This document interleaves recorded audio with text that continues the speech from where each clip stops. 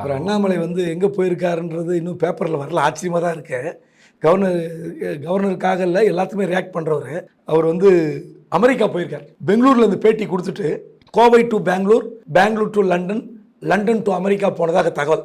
அங்கே ஸ்டான்ஃபோர்டு யூனிவர்சிட்டியில் ஒரு ஸ்பீச் இருக்குது. அதில் ஒரு 30-40 பேர் கலந்துக்கிறாங்க. அதில் இவரும் ஒருத்தர்.